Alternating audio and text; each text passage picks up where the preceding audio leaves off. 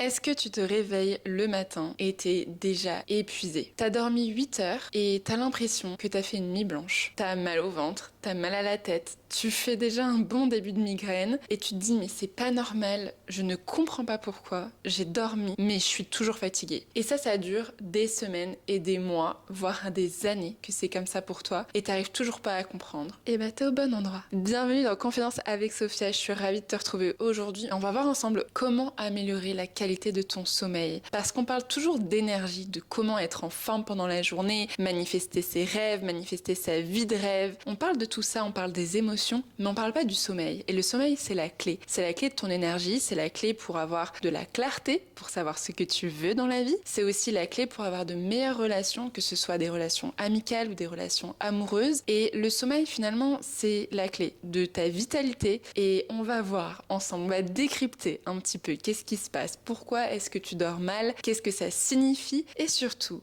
on va trouver des solutions ensemble pour améliorer la qualité de ton sommeil. Alors reste ici. Si t'es pas encore abonné, je t'invite d'abord à t'abonner au podcast pour ne rien rater. Et quand t'es prête, c'est parti. Alors déjà, il faut savoir que le sommeil, c'est pas juste fermer les yeux et imaginer que ça y est, c'est comme ça que je dors. En réalité, quand tu fermes les yeux, il y a plein de choses qui se passent dans ton corps. Et déjà, je vais remettre l'accent là-dessus parce que c'est vraiment hyper important.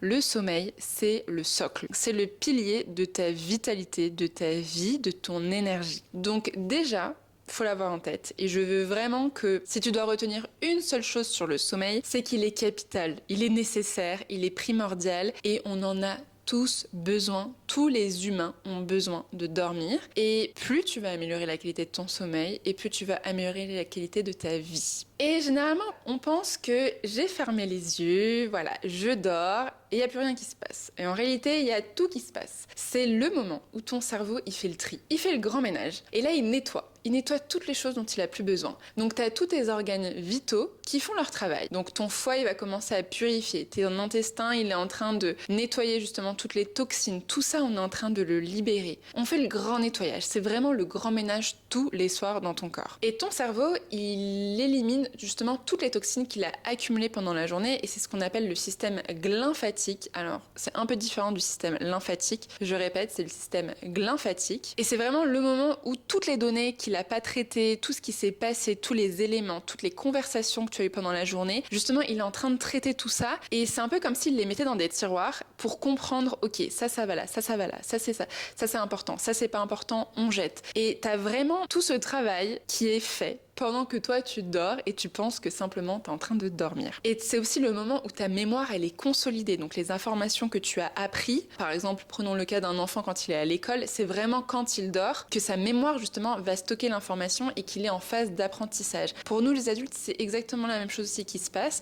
à une moindre échelle par exemple qu'un enfant, mais c'est aussi le moment où vraiment il se passe tout ça et donc tous les échanges qu'on a eus avec les gens, le travail, etc. c'est en train de prendre forme dans notre tête. Et c'est surtout le moment aussi quand tu dors que tu nettoies et que tu libères tes émotions. Donc tout ce qui s'est passé dans ta journée, c'est aussi le moment où ton cerveau il fait le tri de tes émotions, il comprend c'est passé ça, j'ai ressenti ça, qu'est-ce que je fais de cette information. Et quand tu te réveilles et que t'es en dette de sommeil, que tu te réveilles, que t'es fatigué, t'as vraiment cette sensation de t'as un mal de tête et tu te dis bon c'est pas grave, on va prendre 2-3 cafés, ça va le faire. Non, c'est que ton corps il est en dette. En dette de quoi? En dette de sommeil. Et du coup, il peut plus processer ces informations correctement. Et ce qui se passe, c'est que ton cerveau, du coup, il a pas le temps de trier toutes les informations.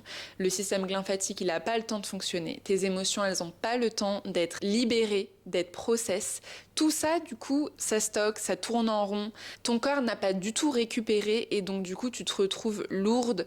T'as l'impression de ne pas t'en sortir. T'as l'impression de... T'es déjà sous l'eau, en fait. T'arrives plus à respirer. Et t'as beau faire tout, les méditations, le yoga, le breathwork, tout ce que tu vois, tu le fais, mais ça marche toujours pas. Et pourquoi ça marche pas? C'est parce que ton système nerveux, il est épuisé. Et donc t'auras beau dormir 8h, 9h, 10h, 11h, 12h, ça changera rien. Parce que c'est le système nerveux qui a un problème. Et c'est bien. Maintenant, on l'a identifié. On a identifié que c'était sur ça qu'il fallait travailler. Donc maintenant, qu'est-ce qu'on fait? Parce que quand tu t'allonges le soir avant d'aller dormir et que t'as ta to-do list là, qui est en train de... T'es en train de l'imaginer. Tout ce que tu dois faire déjà pour le lendemain, tu penses déjà à demain. Et ça te stresse. Et ben qu'est-ce qui se passe là d'un point de vue du système nerveux? Ton système nerveux, du coup, il est toujours actif. Et là, il est en train de voir le danger partout. Il est en mode fight. Là, je suis prête à dégainer. S'il y a un problème, je rebondis. Là, et t'es en alerte. Et cette alerte constante, elle t'empêche de dormir. Elle empêche ton cerveau de relâcher la pression. Et donc, du coup, t'es constamment prise dans ce prisme de stress, d'anxiété, de doute, parce que tu n'as pas relâché le système nerveux. Et parce que t'es toujours en alerte. Et du coup, tu vis avec le cortisol. Donc, je t'en ai déjà parlé, hein. Le cortisol, c'est l'hormone du stress.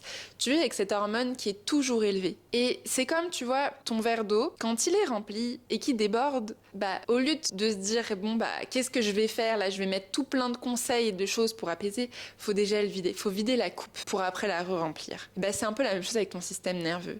Faut d'abord vider ce qu'il y a, ce qui bloque, avant de remettre de nouvelles informations et de se remettre dans plein de conseils et plein de pratiques qui vont faire que ça va aller mieux. Et après, d'un point de vue plus, on va dire, biologique, et ça, je t'en parle parce que j'ai fait pas mal de petites recherches là-dessus, et comme je suis un peu le sujet test de tous ces épisodes de podcast que je fais, ça vient vraiment de moi, de ce qui se passe chez moi, que j'ai analysé pendant de nombreuses années, et de là, je te partage des petites choses que j'ai appris. Et comme tu le sais, ou peut-être pas encore, mais je suis quelqu'un qui a vécu énormément de stress. Et donc je te le dis toujours dans mes épisodes, mais j'ai l'impression d'être née avec l'anxiété. Quand j'ai découvert que tout ça c'était pas normal et que justement je pouvais agir là-dessus, j'ai réalisé beaucoup de choses, et une des choses dont j'ai pris conscience récemment d'ailleurs, c'était le magnésium. Alors là tu vas te dire, mais de quoi elle parle? En fait, quand on est dans une dette de sommeil,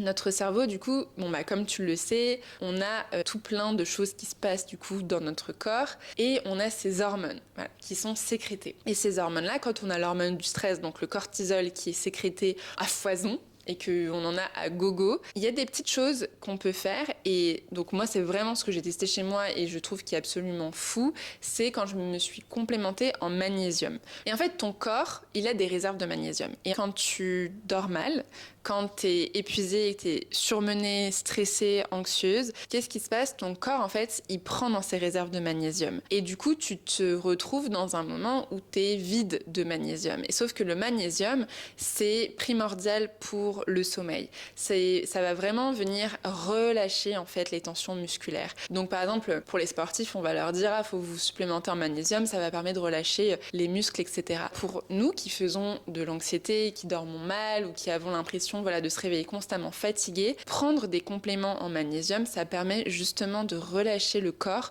relâcher les nerfs, et ça fait une grosse différence. Et le magnésium, c'est vraiment un minéral qui est essentiel à ton système nerveux et surtout pour la santé de ton système nerveux. Alors, je ne suis pas naturopathe et je ne prétends pas l'être, mais dans les recherches que j'ai faites et les analyses que j'ai pu observer, le magnésium, ça a fait la diff. Et donc, par exemple, moi, le soir, avant d'aller me coucher, après avoir pris mon dîner, je vais toujours me prendre une petite gélule de magnésium, et automatiquement, vraiment dans la demi-heure qui suit, je sens vraiment cette sensation de...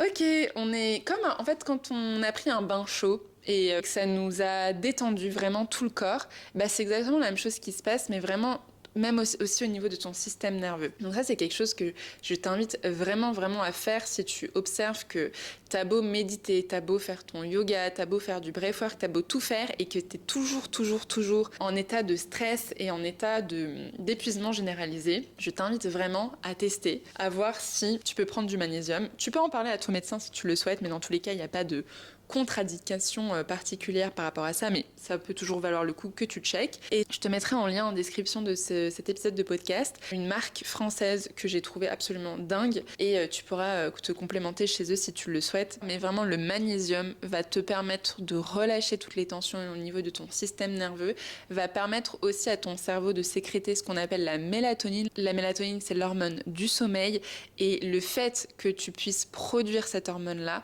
va te permettre de bien dormir dormir par la suite. Et pareil, on va parler d'hormones du sommeil, donc cette mélatonine-là, elle est sécrétée naturellement. Le problème, c'est qu'aujourd'hui, on est surstimulé avec les écrans. Donc si tu es quelqu'un qui le soir est sur son téléphone et que tu scrolles et que tu scrolles, etc. Ou alors que tu n'arrives pas à dormir. Donc c'est quoi le réflexe qu'on a? On n'arrive pas à dormir, et ben on va allumer Netflix. Et là, tu vas rester toute ta soirée devant Netflix à binge-watcher une série que tu adores. Mais tout ça là, qu'est-ce que ça fait? Ça te déprive de ton sommeil, ça te déprive de ta mélatonine. Pourquoi? Parce que tu es en train justement de rappeler à ton cerveau, il fait jour. Dans sa tête, vu que tu as les écrans et la lumière bleue, bah, ça affecte ton système nerveux, ça lui fait croire que on n'est pas du tout prêt à dormir, on est toujours dans l'action.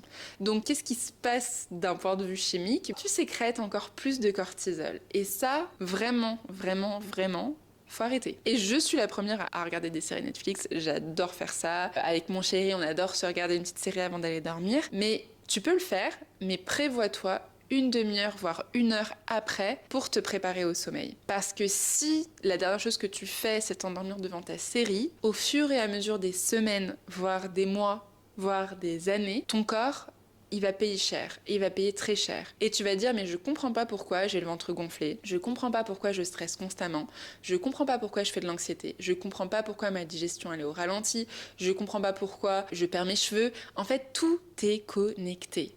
Et si tu n'as pas un sommeil de qualité, ta vie, elle sera pas au top. Et tu vas toujours douter de toi. Et tu vas te retrouver dans des cycles où tu n'arriveras pas à gérer tes émotions. Et tu vas te retrouver dans des moments où une surcharge émotionnelle qui est intense et tu te retrouves à ressasser les mêmes histoires constamment. Et en fait, toute ta vie va être un peu comme une bulle de stress. Et ça, on veut pas. Et ça, on veut éviter. Et ça, tu veux pas vivre comme ça le reste de ta vie. Donc vraiment important pour sécréter cette mélatonine, apprends à mettre des limites et à te dire ok, j'éteins les écrans une demi-heure, une heure avant d'aller dormir et je vais me préparer au sommeil. Et parce que dormir, en fait, ça se prépare et c'est une transition énergétique. Vois-le vraiment comme ça. T'es en train de passer du mode actif où voilà, t'as fait plein de choses, t'es rentré le soir, fallait préparer le dîner, fallait faire tout ça, à maintenant, je vais me reposer et maintenant, je relâche la pression. Alors, première étape clé, on va relâcher le corps. On va apprendre à détendre le corps et lui rappeler surtout qu'on est en sécurité et qu'il n'y a pas besoin d'être en alerte. Parce que quand ton corps, en fait, il est stressé, qu'il commence un petit peu à... Voilà, il y a des petites tensions, il est tendu, t'as la nuque nouée, t'as les épaules nouées, t'as la cage thoracique comprimée. Tout ça, ça envoie des signaux à ton système nerveux en lui faisant croire que danger, attention, il faut faire attention, on n'est pas en sécurité. Donc on va le préparer justement à relâcher la pression. Et la première chose très simple que tu peux faire, c'est faire des petits étirements tout doux. On peut par exemple juste faire tourner la nuque, faire des petits cercles avec la nuque. Si t'es sur YouTube, tu peux me voir faire ce petit mouvement, il est très simple. Tu le fais dans un sens et puis dans l'autre. On vient aussi hocher la tête en avant et en arrière. Tu peux faire des petites rotations aussi avec tes épaules. Tu peux te mettre en posture de l'enfant, faire quelques petits exercices d'ouverture des hanches. En fait, des étirements simples. T'as même pas besoin de regarder une vidéo YouTube, parce qu'encore une fois, on veut éviter les écrans, mais fais des étirements naturels. Écoute ton corps, observe là où c'est tendu et viens relâcher, tout simplement avec quelques mouvements. Tu peux faire ça 5 minutes, 10 minutes, même plus si tu le souhaites, mais ne serait-ce que 5 minutes avant d'aller dormir, tout de suite ça envoie comme signal au système nerveux et on est prêt à relâcher, on est prêt là à se détendre. Ces petites postures-là, en fait, vont envoyer comme message au système nerveux que on est en détente. Et donc là, c'est le système parasympathique, donc toute la partie plutôt relaxation de ton cerveau qui va prendre le dessus et qui va te permettre du coup d'avoir un sommeil de meilleure qualité. Deuxième petit tips toujours pour le corps, c'est la température dans la pièce. On a tendance à croire qu'il faut que la pièce elle soit chaude, il faut qu'on soit douillé, donc on met la couette, le plaid, le machin. Le corps il aime pas trop justement la chaleur. Idéalement, on aimerait une température entre 18 et 20 degrés. Donc si jamais il fait trop chaud dans la pièce, tu vas avoir énormément de mal à dormir. Donc un truc très simple que tu peux faire, c'est ouvrir la fenêtre 5 minutes avant d'aller dormir, déjà juste pour aérer. C'est bien de purifier l'air. Encore une fois, hein, on est en transition énergétique, donc ça permet voilà, d'avoir un air plus frais, de faire circuler l'énergie dans la pièce aussi. Et mets toujours ton chauffage sur 18-20 degrés grand max et assure-toi de ne pas avoir trop chaud dans la pièce. Vraiment, tu vas voir la différence entre dormir dans une pièce où il fait trop chaud et dormir dans une pièce où la température elle est moyenne. Ça permettra vraiment à ton corps de relâcher et tu dormiras mieux, vraiment. Ensuite, chose très simple aussi, c'est les lumières. Au lieu d'avoir un gros spot de lumière au-dessus de ta tête qui va te garder active et stimulée, mets plutôt des petites lumières tamisées, des petites lumières douces. Alors mets une petite lampe de chevet. Moi j'adore avoir une petite lampe de chevet à côté de mon lit. Ça m'évite de devoir allumer la lumière dans la chambre. Et tout de suite ça fait une petite ambiance un peu cosy, un petit peu douillette. Si t'as une petite bougie aussi, une petite bougie d'ambiance, tu la mets. Si t'as un petit diffuseur aussi d'huiles essentielles et que ça te fait du bien, tu peux le mettre. Tout ça, ça favorise encore une fois l'ambiance de et on est là pour se détendre. C'est comme quand tu vas dans un salon de massage. Tu rentres dans la salle et généralement la pièce, elle a une petite lumière un peu feutrée, un peu douce. Il y a des petites odeurs qui sont relaxantes, qui t'apaisent. Ben, on veut faire la même chose dans ta chambre. On veut vraiment créer cette petite bulle cocooning confortable qui fait que ton cerveau, il se dit « Ah, ok, on peut relâcher là, on est bien. » On est détente, il n'y a pas de danger. Et troisième chose que tu peux faire toujours par rapport à ton corps, personnellement, moi ça me fait énormément de bien, c'est les tisanes aussi. J'adore prendre de la camomille, du tilleul, parfois même de la lavande, des petites tisanes comme ça, des petites infusions. Ça fait du bien, ça relâche. Encore une fois, ça envoie comme message à ton système nerveux qu'on est en détente, on est en relaxation. Tu te mets, tu sais, en pyjama un peu douillette et tu mets ta petite lumière et t'as ta camomille dans ton lit et t'es trop bien en fait, t'es bien. Et là, tu te dis, genre, on va passer une bonne nuit et on va bien se reposer et demain, on sera au taquet, on sera en trop bonne forme. Et petit point bonus aussi, très important, et ça, les Français, vous allez pas m'aimer quand je vais dire ça, il faut dîner plus tôt. Là, les dîners à 21h à Paris, voire 22h, les filles, c'est pas possible. On peut pas continuer comme ça. Parce que qu'est-ce qui se passe? Quand tu dînes tard, eh ben, ton petit ventre, il digère pas. Et le truc, c'est qu'il a besoin de beaucoup de temps pour digérer. Et si à 22h t'as dîné, qu'à 23h tu vas au lit, et ben à minuit t'arriveras toujours pas à dormir. Sauf que toi, à 7h, il faut que tu te réveilles. Et du coup, qu'est-ce qui se passe? T'as un sommeil de mauvaise qualité. Et ça, moi j'ai découvert quand j'habitais au Canada, les gens ils dînent tôt. Genre à 18h, 19h, ils dînent. Et c'est génial. Et là, vous allez me dire, mais je suis pas une grand-mère, moi j'ai quand même envie d'avoir une vie sociale, j'ai quand même envie de voir des copines, de dîner avec elles, et elles sont dispo que à 20h, 20h30, 21h. Ouais, mais à un moment donné, ça peut pas être ton quotidien. Le week-end, voilà, une fois dans la semaine, parce que tu peux te coucher plus tard et tu vas te réveiller un peu plus tard, ok, fais-le. Mais si c'est ta routine de base de dîner tard, je pense qu'il y a un petit souci et qu'il faut que tu changes ça. Et honnêtement, c'est un petit conseil que je te donne parce que j'ai envie que tu ailles mieux et j'ai envie que tu prennes soin de toi. Mais tu verras qu'en changeant ça, ça va améliorer drastiquement la qualité de ton sommeil. Vraiment, l'heure à laquelle tu dînes, ça fait toute la diff. Et encore une fois, si jamais, pour une raison ou une autre, parce que peut-être tu travailles plus tard, etc., tu dois dîner tard, du coup, dans ces cas-là, dîne léger. Une soupe, une petite salade, quelque chose de light, mais pas un gros steak avec un gratin parce que t'as trop faim. Non. Malheureusement, ça va t'empêcher de dormir. Donc, on veut des choses qui soient plutôt légères et beaucoup plus digestes. Sinon, comme je te le disais, quand tu dors, t'as tout ton corps qui est en train justement de se purifier. L'énergie du coup qui est mise normalement pour nettoyer tout ton corps, elle sera mise uniquement dans la digestion. Et du coup, au fur et à mesure des jours et des mois, qu'est-ce qui se passe? C'est que du coup, tes autres organes, ils n'ont pas le temps d'être process et de faire cette phase de nettoyage. Donc vraiment, vraiment important, je t'invite à faire le point le soir et à dîner plus tôt. Et tu verras. Ça changera ta vie. Petit tips également, cette fois-ci pour décharger le mental. Donc je t'ai parlé de Netflix, de la télé, des écrans, etc. Donc tout ça, on évite et on essaye de se dire 30 minutes, voire 1 heure avant, on évite les écrans. Mais si tu rumines, si t'es quelqu'un qui rumine et qui a vraiment sa to-do list dans sa tête tout le temps et qui se dit oh là là, il faut que je fasse ci, demain faut pas que j'oublie ça, non, non, non, non. On prend une grande inspire. Et on prend une feuille et on va noter tout ce qu'il y a dans notre tête. Et ça, je suis la grande championne de la rumination. Vraiment, je n'ai plus honte à le dire. Je suis quelqu'un qui rumine beaucoup et il se passe beaucoup de choses dans ma tête. Et vu qu'il se passe beaucoup trop de choses, je prends une feuille et je note tout ce qui se passe dans ma tête.